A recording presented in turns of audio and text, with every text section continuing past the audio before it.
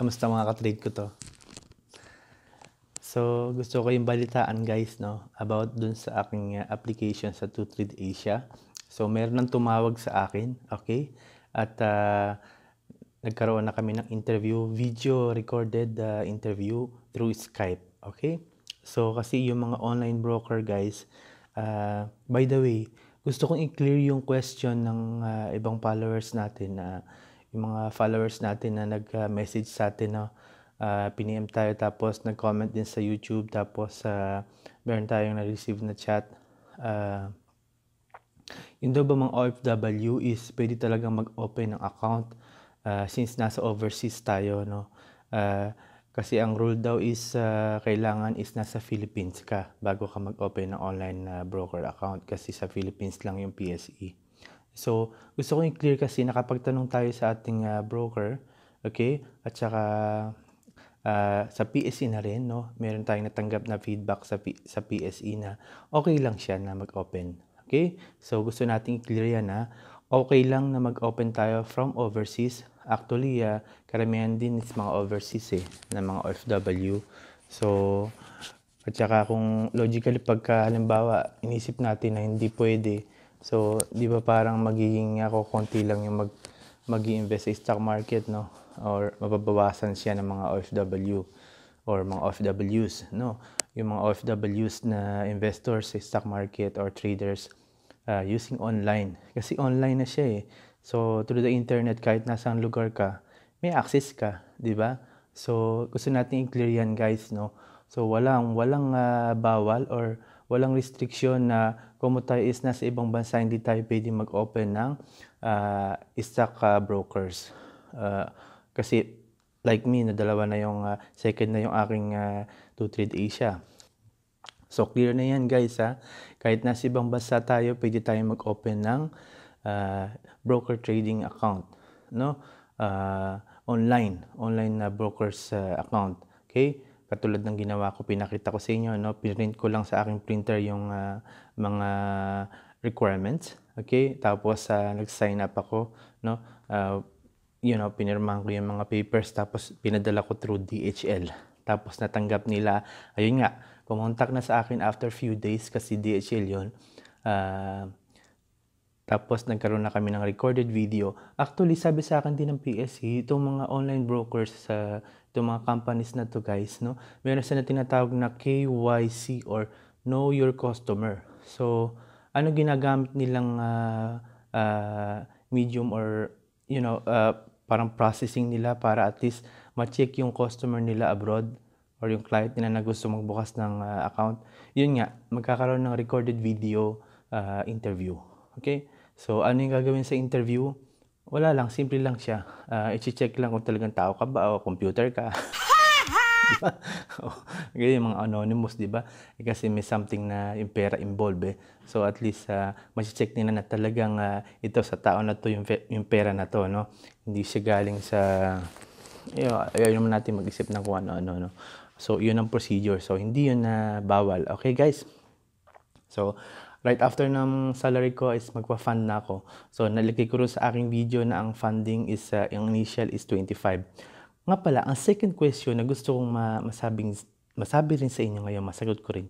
Yung 25 na initial investment requirement ng isa sa mga requirements ng 2Trade Asia na 25,000 initial investment or initial funding is magagamit mo rin yan. Once na natanggap na ng 2Trade Asia, doon na i-activate yung aking account. So, magkakaroon na ako ng account, ma-activate na, no? Ma-access ko na yung aking account sa aking mobile kasi meron silang mobile application tsaka doon sa aking laptop. Now, yung 25,000 pesos, okay, magagamit ko yan, papasok yan sa aking portfolio fund, as my buying power. Okay, so, yun, meron kasi mga nagtanong, yung daw 25 is, saan daw ba mapupunta yun? Opening lang ba yun? So, yun guys, buying power na yun, yung 25. So, antayin mo na lang ma-activate kasi tapos na yung ating interview. So, ayun guys, interviewin kayo after matanggap yung application. Okay, so, third question, okay? Ilang broker account ang pwede mong i-open? Like, in my case, dalawa na. So, meron din tayong feedback sa PSE tsaka sa ating mga brokers, okay? BDO and to Trade Asia. Okay? Walang restriction. Walang restriction, guys. As long as kaya mo siyang i-manage through online, no? Kasi pera mo naman yung nilalagay mo doon no? Ang hindi lang allowed is mag-open ka ng multiple accounts sa isang broker. Okay? Pero more than 1 or 2 brokers pwede mong i-open. Alright? So, yung third question is about naman doon sa age restriction. Okay? So, pang ilan na ba? Fourth question, no? Yung fourth question is about sa age restriction. Di ba usually 18 and above lang ang nagkakaroon ng mga bank accounts. So, understood naman yun, no? 18 and above, yun ang pwede tayo magbukas ng mga online brokers kahit nasaan ka pa, Philippines or abroad. Pero, yung mga 18 and below or did not reach 18, not yet, okay, below 18, okay, pwede sila mag-open. Only if may consent ng parents, kasama nila yung parents nila, so isama mo yung parent mo, no? Punta kayo sa office ng bank na mayroong online broker, Metrobank, BDO, BPI, di ba? So, pwede kayo mag-open, call Financial, to Trade Asia. So, lumuwas kayo, no? Punta kayo sa office. So, kasama mo yung parent mo, pwede kayo magbukas ng online na broker's account. Kasi kailangan mo pa ng parents' consent di ba? Tapos, kung ayaw mo ng ganyang procedure, pwede ka na lang magbukas ng mga trust fund, yung mga unit investment trust fund, UITF, mga mutual fund, mga insurances ngayon, mga educational insurance, mga college, di ba? Pero yung 18, di ba college na yun, no? So, okay. Yung mga ganong iba't ibang klaseng products ng banks. So, magtatanong lang kayo sa banks kasi below 18 pwede na rin magkaroon ng banks 'di ba? Yung video merong kiddie bank 'di ba? Yung mga kiddie accounts. Pero at least binubukas yung accounts niyon kasama yung parents na nagbubukas sa bank, 'di ba? So, yun lang ang procedure, guys So, wala palang restriction. Sa age, wala ding restriction as long as kasama mo yung parent mo pag below 18 ka. Tapos, how many brokers account na pwede mong buksan? Up to you. Kasi pera mo yun As long as different brokers siya. Hindi ka magbubukas ng broker account mo in same broker. Okay? Halimbawa, call ka. Dalawa yung i-open mo ron. Yun, hindi yun pwede. Okay? Or BDO na mura ka. Magbukas ka ng dalawa doon or tatlo. Gusto mo, hindi rin yun pwede. Okay? At unless kayong dalawa mag-asawa, no? Isa yung account tapos asawa mo isa. 'Di ba? So, so pwede naman 'yun. Tapos ino-open mo rin na access mo rin. So pareho kayong video na mura, no? 'Di ba? So, ganon. So, kung meron kayong question, guys, lagay nyo lang sa comment, no? Tapos, ilagay ko rin dyan sa link sa baba, sa Show More. Just click Show More. Yung PSE link para makita nyo yung mga legitimate brokers sa ating PSE. Okay? So, 4 questions yung sinagot natin. No? About sa age, about sa how many brokers na pwede mabuksan, about sa OFW na nagbubukas ng yung ginawa natin procedure, pinadala lang natin non-appearance ang pagbubukas natin ng to Trade Asia. So, na-clear na natin yan. No? Ano pa yung pang-apat na sinabi natin? Ay, nakalimutan ko tuloy. Ano ba naman?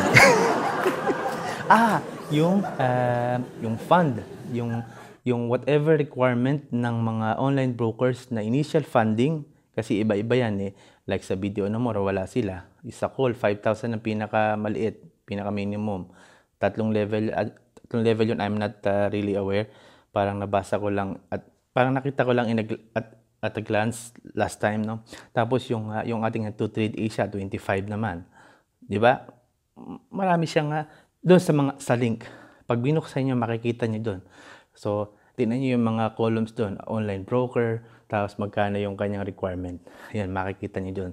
So, yung fund na yun, nilinaw na natin, napapasok yun sa iyong buying power, no? Hindi yun basta-basta requirement lang na pag napunta rin yung pera mo, hindi mo iba pa yung buying power. So, yun na yun. Yun na yung first na buying power mo na pwede mong gamitin.